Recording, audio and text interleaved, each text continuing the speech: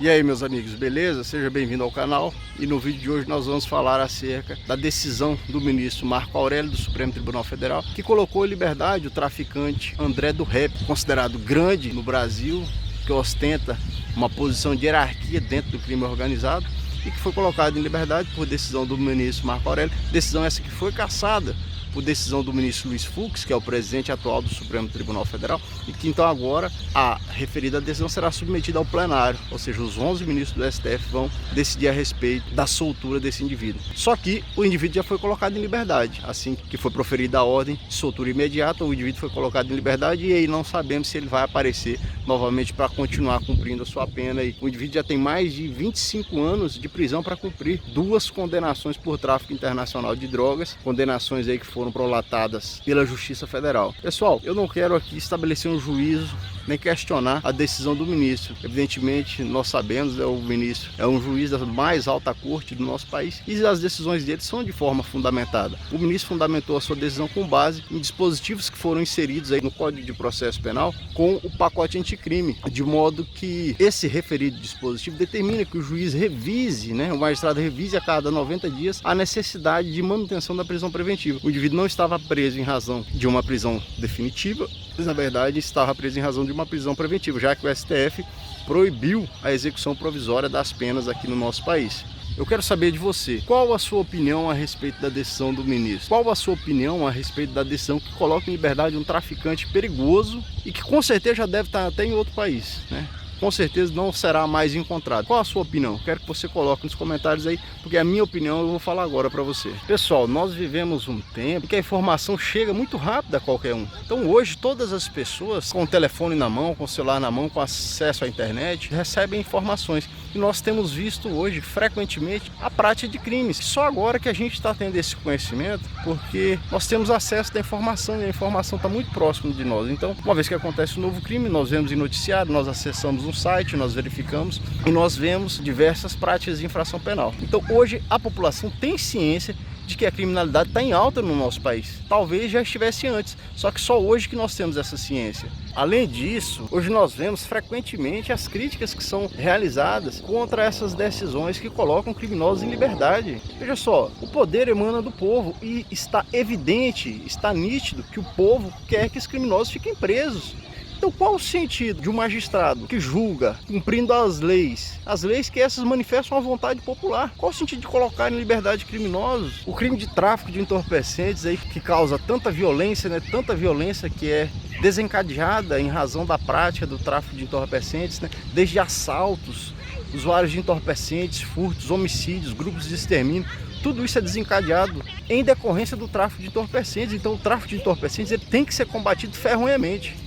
Como aceitar que um indivíduo que tem 25 anos a cumprir pela prática de tráfico internacional de drogas, um dos crimes mais graves dentro do nosso país, seja colocado em liberdade? Como admitir que isso é razoável? Como admitir que isso é justo? Cadê a justiça que deve ser cumprida pelos magistrados? A justiça que deve ser cumprida pelo STF? O STF que tem recebido críticas aí fortes o tempo todo, constantemente críticas agressivas em razão das posturas adotadas pelos ministros, tem decidido contra a população, contra a notória posição popular, contra notoriamente o interesse popular. Tá certo que o magistrado, no caso o ministro, ele tem que observar a legislação.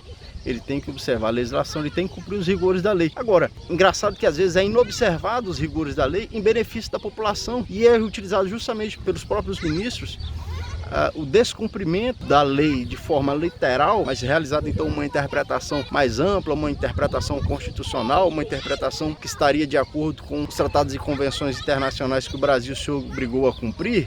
Nesses casos, às vezes é descumprida a literalidade da lei para atender o interesse coletivo. Agora, em se tratando da prisão do indivíduo de alta periculosidade, da prisão de um indivíduo que ostenta função hierárquica superior dentro do crime organizado no nosso país, aí a literalidade da lei tem que ser observada aos rigores, visando prestigiar o crime. Essa é a realidade. Então, uma decisão nesse sentido, notoriamente ela prestigia o crime, prestigia a criminalidade e demonstra que no nosso país o crime tem compensado. Claro, o crime daquele que tem dinheiro, porque o pobre, esse sim, esse amargura na cadeia, esse dificilmente consegue a liberação. Agora, um indivíduo desse com 25 anos pela prática de crime de tráfico internacional, quem que você conhece aí?